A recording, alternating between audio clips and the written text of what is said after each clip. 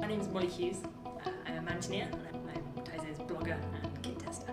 The first mountain I climbed was when I was 17 and I was on a school trip.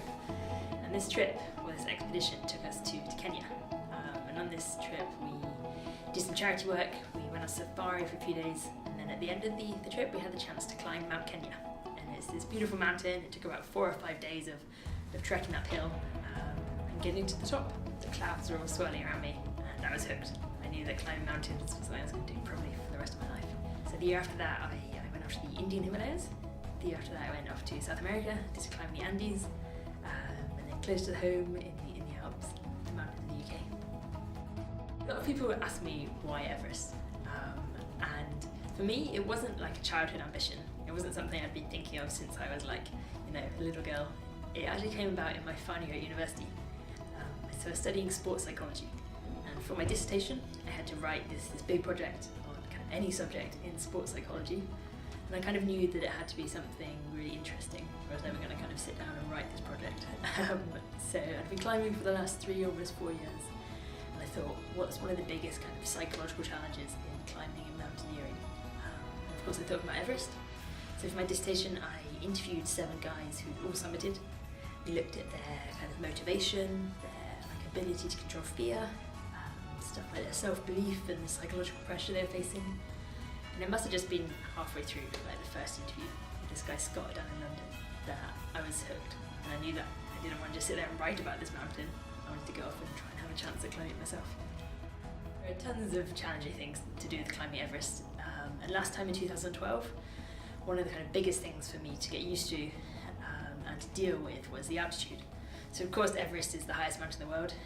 The top is 8,848 metres above sea level, and when you have to kind of operate and climb at that altitude, there's such a huge physical and mental demand on your body, especially when you're up above 8,000 metres. So above 8,000 metres is known as the death zone. A nice phrase used by climbers and people to describe this area where there's such little oxygen that human life or any life can't survive for long. Reaching the summit of Everest, it was obviously that point I'd focused on for kind of all of my training throughout all of this kind of 2 months on the mountain. And reaching the top, it's incredible. You're almost at the same height that jumbo jets are flying at. You can see the curvature of the earth. It kind of almost feels like you're in space, you're up that high.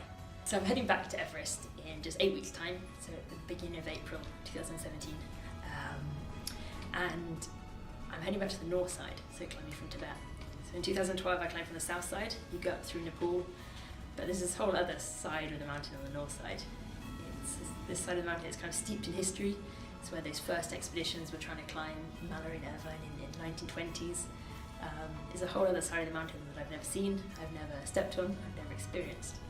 So in a way, I guess it kind of feels to me that with Everest I've only experienced half the mountain, on that one side, on the south side. And Everest is such a huge part of my life. I spend so much time writing about it, talking about it, doing different things about Everest. I think I want to try and experience the whole package. I've been working for Tiso's for the last kind of 2.5 years. I've worked in the Rose Street store in Edinburgh and also in the head office in Leith. And Tiso's have been super supportive of all my mountaineering and all my climbing, and they've come on board as one of my sponsors. And Tiso are obviously a great company to be working with on this expedition. They've got a wealth of knowledge and experience of high altitude expeditions and of course the kit and everything I'm going to need. And also Tiso have this huge kind of family history of expeditions to Mount Everest. Graham Tiso was there in the 70s, Chris Tiso was there on an expedition in 2000. And working for Tiso's is like being part of a big outdoorsy family. And I'm really kind of excited and honoured to be taking this tradition of Everest expeditions forward for the company and for Tiso's. Climbing Everest, obviously there's a lot of risk. You need to have kind of adequate mountaineering experience. So I'd say to anyone to train hard, to get the knowledge, to get the experience, and then if you really want to do it, then absolutely go for it. On this expedition, I'm going to be blogging as much as I can, uploading as many photos as I can, and hopefully some video clips as well. So people can follow my progress on Tiso's website, tiso.com, on Tiso's social media, and of course on my own social media that we'll be linking to throughout the whole expedition.